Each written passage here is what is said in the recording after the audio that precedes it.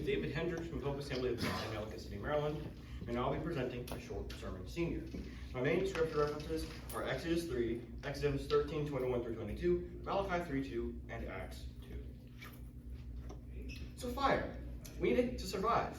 You see it everywhere, like in depictions. It purifies, it cooks, it warms, and destroys. And that's sometimes a good thing. We'll get to that later.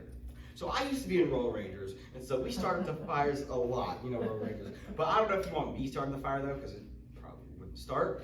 But just like the Bible stories I'm going to be referencing, I would need supernatural fire to get things working. But to better understand supernatural fire, I should explain what natural fire is.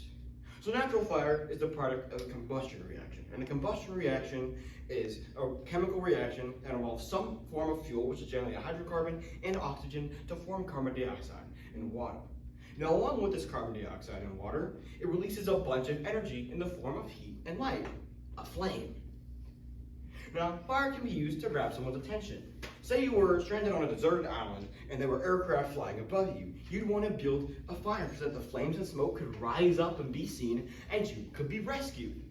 Well, God actually does this in Exodus 3 with Moses and the burning bush, where he does something similar. And at this point, here's some exposition. Moses is a fugitive, right? He killed an Egyptian in Goshen and he fled to Midian, where he married Zipporah, a Midianite woman. Now, getting used to this life he married into, he becomes a shepherd, protecting, leading, and providing for sheep.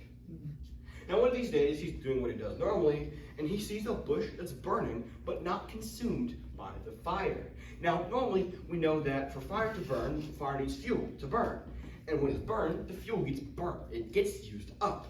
But in this case, the bush is the fuel, but the bush is not burning. The bush is not being used up. And thus we know this is God's supernatural fire.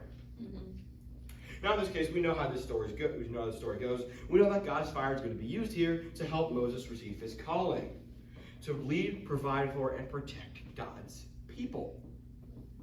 Now God's fire can be used for other things, such as warmth, leading, and guidance. Think Exodus 13, 21 through 22. I'm reading from the CEV here.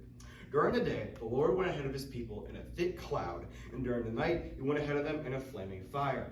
That way, the Lord could lead them at all times, whether day or night. In another example, we see this is a supernatural fire. There's no fuel for this fire to burn, no fuel for it to use up, and yet it burned anyway. And there are other examples of supernatural fire like this. Think the day of Pentecost in Acts 2. And at this point, members of the early church are gathered together and tongues of fire descend upon them. And again, in this situation, there's nothing for these fires to burn, yet they burn anyway. And through these flames, the members of the church start speaking the gospel in many different languages of the distant lands of the people who were there. Languages they didn't understand. And through these languages, and by proxy of the fire, they witnessed and made everyone else witnesses. Now, the ways that God uses fire that I've given you so far have been pretty impersonal. They help a lot of people. Let's get one more personal one. It's for you. So remember how I said at the beginning that fire could destroy and how it could sometimes be good? Well, think about forest fires. Forest fires can be used to thin out old foliage that's blocking new life from growing and make the forest sprout with said new life. And for another example, Malachi 3:2 says this, and I'm truncating this quote a little bit. On the day the Lord comes, he will be like a furnace that purifies silver, or like strong soap in a wash basin. Compare that to how you purify gold. You melt it with fire so that the impurities float to the top and can be skimmed off. And the same process can happen in us. When God's fire moves in our lives, we can trust that it will purify us in the end, since in the end we know that God is working for the good of those who love him. Romans 8:28. So God can use fire to get your attention, to lead and guide you, to help you witness, and to purify you. So when you start to feel the heat of fire in your life, don't think of it as something destructive to run away from, but rather embrace God's supernatural fire, because you will come out like gold.